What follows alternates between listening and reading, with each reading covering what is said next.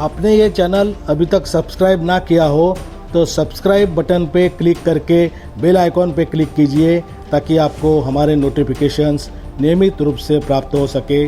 धन्यवाद। आखिर कैसे डूब गई श्री कृष्ण की नगरी द्वारका? हमारे देश में जन्माष्टमी के त्योहार को बड़े धूमधाम से मनाया जाता है।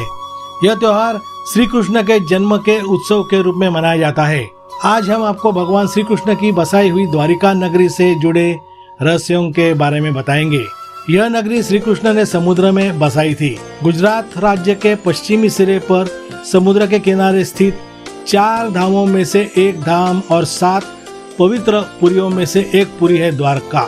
आइए जानते हैं इससे जुड़े रहस्य और इतिहास को, मगर इसके लिए आपको ये वीडियो अंत तक देखना जरूरी है।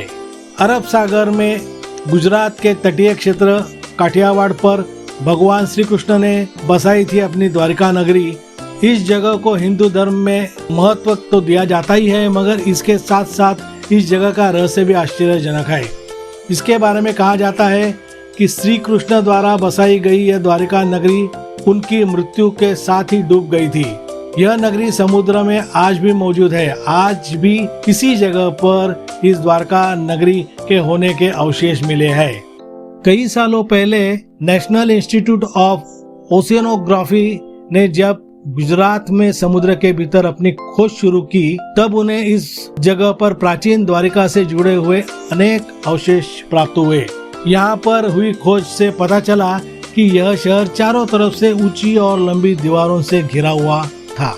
ये दीवारें आज भी समुद्र की गहराई में देखी जा सकती है। इन दीवारों में अनेकों दरवाजे यानी द्वार है। इस वजह से ही इसे द्वारिका नगरी कहा जाता है। समुद्र में खोज के समय यहाँ पर करीब 3000 साल पहले के बर्तन मिले। यह रिपोर्ट 1963 में द हिंदू में छपी थी। इस रिपोर्ट के मुताबिक द्वारिका नगरी का उत्खनन गुजरात सरकार और डेक्कन कॉलेज पुणे के डिपार्टमेंट ऑफ आर्कियोलॉजी ने मिलकर किया था। इस रिसर्च के 10 साल बाद आर्कियोलॉजिकल सर्वे ऑफ इंडिया की अंडर वाटर आर्कियोलॉजी विंग को इसी जगह से तांबे के सिक्के और कुछ ग्रेनाइट से बने हुए कलाकृतियां मिली थी। आज भी इस जगह पर खोज चलती है। पुराणों में ऐसा लिखा मिलता है कि भगवान श्री कृष्ण यहाँ पर अपने 18 साथियों के साथ आए थे और इस नगरी की स्थापना की थी। इस नगरी में उन्होंने 36 साल राज किया और इसके बाद अपने प्राण त्याग दिए, जिसके बाद उनके द्वारा स्थापित यह द्वारिका नगरी समुद्र में समा गई और उनका यादव कुल भी नष्ट हो गया।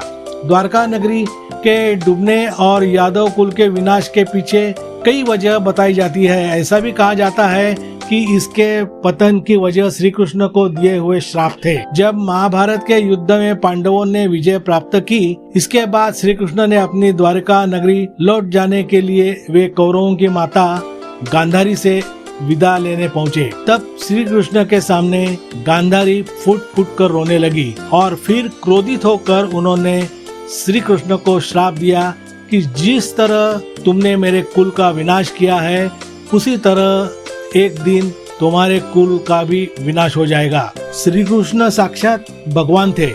अगर वे चाहते तो माता गांधारी के इस श्राप को अपनी शक्तियों से निष्फल भी कर सकते थे, मगर उन्होंने अपने मानव अवतार का मान रखा और गांधारी को प्रणाम करके वो वहां से चले गए।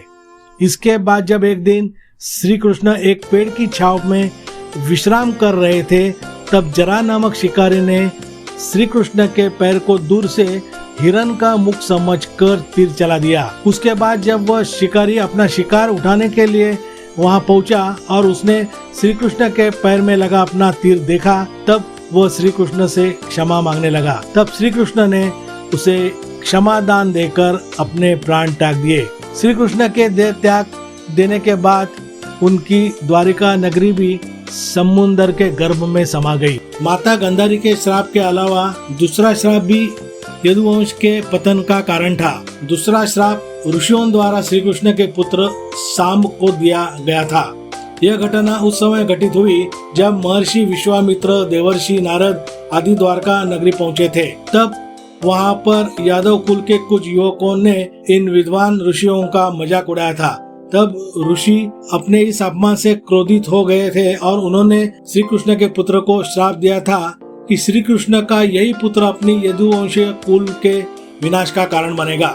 मौजूदा द्वारकापुरी कुछ ऐसी है। वर्तमान में गोमती द्वारका और बेट द्वारका का अस्तित्व ही बचा है। गोमती द्वारका में श्री रणछोड़ राय मंदिर या द्वारकाधीश मंदिर मौजूद है। इसे 1500 वर्ष पुराना मानते हैं। यह मंदिर 7 मंजिला है। इस मंदिर के आसपास समुद्र का पानी भरा है। इसे गोमती कहते हैं। इस मंदिर के दक्षिण में आदि गुरु शंकराचार्य द्वारा स्थापित शारदा मठ भी है। नौसेना और पुरातत्व विभाग की संयुक्त खोज में सेना के गोताखोरों ने समुद्र में समाई द्वारका नगरी के अवशेषों के नमूनों को सफलतापूर्वक निकाला। 2005 में नौसेना के सहयोग से प्राचीन द्वारिका नगरी से जुड़े अभियान के दौरान समुद्र की गहराई में कटे छटे पत्थर मिले और लगभग 200 नमूने एकत्र किए गए। उन पर संशोधन कार्य चल रहा है, लेकिन कोई ठोस सबूत न मिलने के कारण इस अद्भुत नगरी पर पड़े रहस्यों के पर्दे को आज तक कोई नहीं हटा पाया है। इसके बावजूद भगवान श्री कृष्ण की ये अद्भुत ऐतिहासिक द्वारका नगरी आज भी लाखों भाविकों के दिल में श्रद्धा का विषय बनी हुई है। तो साथियों, ये रहा अनोखी द्वारका नगरी का इतिहास तथा वर्तमान। आपको ये वीडियो कैसा लगा, हमें कमेंट बॉक्स में अपनी राय अवश्य दीजिए। और आपको ये वीडियो अच्छा लगे तो इसे लाइक तथा शेयर कीजिए। आपने हमारा चैनल अभी तक सब्सक्राइब न किया हो तो सब्सक्राइब बटन पे क्लिक करके बेल आइकॉन पे क्लिक कीजिए ताकि आपको हमारे नोटिफिकेशंस नियमित रूप से प्राप्त हो सके। आप हमें इंस्टाग्राम तथा ट्विटर पर भी फॉलो कर सकते हैं। उनके अकाउंट्स की लिंक डिस्क्रिप्शन में दी गई है। फिर मिलते हैं इस वादे के साथ कि आपके लिए ऐसे ही अद्भुत रहस्यमय तथा बिल्कुल चौंकाने वाली खोज को अवश्य पेश करेंगे।